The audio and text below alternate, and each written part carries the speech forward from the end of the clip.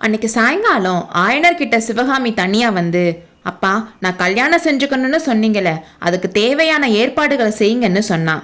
ஆயனருக்கு சந்தோஷத்தினால மூச்சு நின்றும் போல இருந்துச்சு.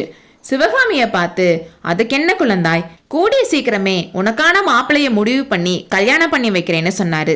அப்பா நான் எனக்கானவனை தேர்ந்தெடுக்கிற சிரமத்தை நான் உங்களுக்கு கொடுக்கல, ஏகாம்பரநாதரையே என் பதியாக ஏற்றுக்கொண்டேன்னு சிவகாமி சொன்னான். தன்னோட மகளுக்கு சித்தப்பிரமை முத்திருச்சோன்னு ஆயனர் சந்தேகப்பட்டாரு. இன்னும் கொஞ்ச நேரம் பேசி அவ அறிவு நல்லாதான் இருக்குன்னு தெரிஞ்சுக்கிட்டாரு. இது சித்தப்பிரமை இல்ல, பக்தியோட முதிர்ச்சி தான்னு புரிஞ்சுக்கிட்டாரு. அந்த சமயம் திருநாவுக்கரசர் பக்கத்துல இருக்க ஒரு சிவன் கோவில்ல தான் இருக்காருன்னு தெரிஞ்சு அவர்கிட்ட போய் யோசனை கேட்டாரு. திருநாவுக்கரசர் எல்லாத்தையும் கேட்டுட்டு, ஆயனரே உங்க மகளோட விஷயத்துல என் மனசுல தோணுனது உண்மையா போயிடுச்சு. உலகத்துல பிறந்த பெண் யாருமே அடையாத துன்பத்தை அவ அடைஞ்சிட்டா. இனி அவளுக்கு அத்தனை துன்பங்களுக்கும் இணையான பேரின்பம் காத்திருக்கு. உன்னோட மகளுக்கு சிவகாமின்னு பெயர் வச்சேல, அதுக்கு ஏத்த மாதிரியே அவ சிவபெருமானையே காதலிச்சிட்டா. அவளோட விருப்பத்துக்கு இடையூறு செய்யாம நிறைவேற்றி வைங்க, அதுதான் சிவகாமிக்கு நீங்க செய்யற பெரிய உதவின்னு சொன்னாரு.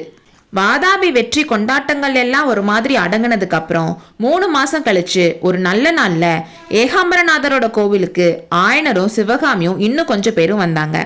கோயில் குருக்கள் சுவாமிக்கு அர்ச்சனையும் தீபாராதனையும் செஞ்சு தட்டுல பிரசாதம் கொண்டு வந்து கொடுத்தாரு.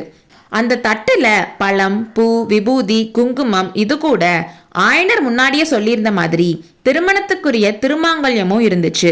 சிவகாமி அந்த திருமாங்கல்யத்தையும் மாலையையும் பக்தியோட வாங்கி அவளோட கழுத்துல போட்டுக்கிட்டான்.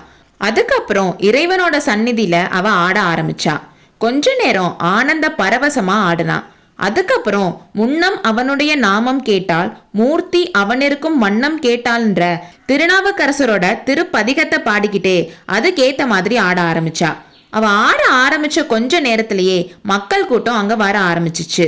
எல்லாரும் மெய் மறந்து பரவசம் அடைஞ்சு பக்தி வெள்ளத்துல மிதந்துட்டு இருந்தாங்க. அந்த டைம்ல யாரும் எதிர்பார்க்காத மாதிரி மாமல்லரும் அங்க வந்து சேர்ந்தாரு. முன்ன ஒரு தடவை சிவகாமி இந்த பாட்டுக்கு ஆடிட்டு இருந்தப்போ மாமல்லர் வராருன்னு தெரிஞ்சு அவரோட நினைவாவே அந்த பாட்டுக்கு ஆடினான். ஆனா இப்போ சிவகாமி மாமல்லர் வந்ததை கவனிக்கவே இல்லை. அவளோட கண்களையும் மனசையும் ஏகாம்பரநாதரே முழுசா ஆக்கிரமிச்சிருந்தாரு. வேற எதுவும் அவளோட கண்ணுக்கும் தெரியல, வேற யாருக்கும் அவளோட மனசுல இடமும் இல்லை. மாமல்ல சக்கரவர்த்தி மத்த எல்லாரையும் மாறி கொஞ்ச நேரம் அவரும் மெய்மறந்து நின்று சிவகாமியோட ஆட்டத்தை பார்த்துட்டு இருந்தாரு. அவரோட கண்கள்ல கண்ணீர் ததும்பி அருவி மாதிரி வர ஆரம்பிச்சிச்சு.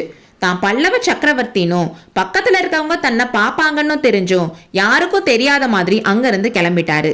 அவர் ஏகாம்பரர் கோயிலோட பிரதான கோபுர வாசலை தாண்டி போயிட்டு இருக்கும் போது தலைப்பட்டால் நங்கை தலைவன் தாளே என்னும் நாவுக்கரசர் பாடலின் கடைசி வரி சிவகாமியின் உணர்ச்சி நிறைந்த இனிய குரலில் கேட்டுக்கொண்டிருந்தது.